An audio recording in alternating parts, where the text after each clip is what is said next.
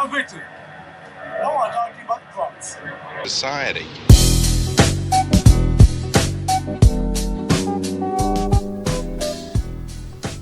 The Bronx was the very first borough of New York, and its inhabitants are as rich and vibrant as its history.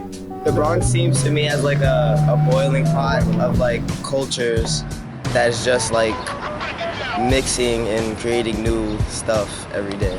It's my home. It's everything I've known and what I want to be better. Unfortunately, the borough has long been the victim of harmful environmental practices that put some of New York's most vulnerable citizens at risk. One of the most heavily afflicted of these areas is Hunts Point. Hunts Point is a neighborhood with 11,000 registered residents, and it borders one of the most heavily industrialized areas in New York. Hunts Point has some of the highest asthma rates in the United States. The industrialized zone in Hunts Point attracts 1,500 diesel trucks that drive through the community every day.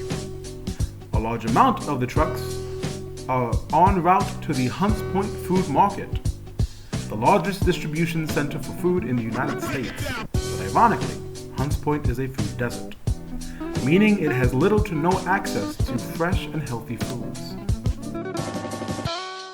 The Bronx access to healthy food is almost none. If you're in certain places, it's mostly just fast food, delis that aren't really good.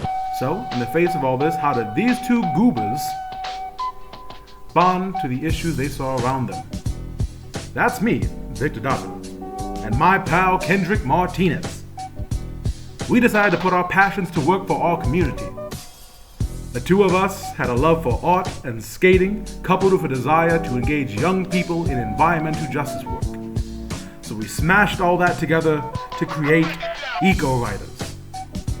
Eco Riders is a summer class that teaches teens about the environment, gardening, policy, and the history of their communities. And as a reward and incentive for coming to the class, we teach them how to design their very own skateboards for free. By twisting common passions together, we can positively impact the lives of South Bronx youth in multi-layered ways. In fact, Don't just take it from me. Listen to these young nerds. It's like a harsh reality that like I was forced to accept when really I feel like you shouldn't have to accept the fact that like the community you live in is a food desert. I feel like you should be able to change that. From gardening and like just firsthand experiencing actual healthy foods, it like changed my perspective, and like it really showed me the value. Gardening is great for the community. It helps everyone come together.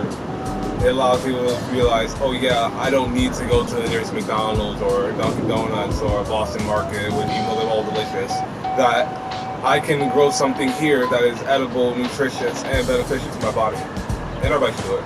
Thanks to the Jane Goodall Foundation, we continue to teach Bronx youth about gardening, nature, and how they connect to the policies that build the world around them. Thanks to the Jane Goodall Foundation, we can continue to make the world a better place, one skateboard at a time.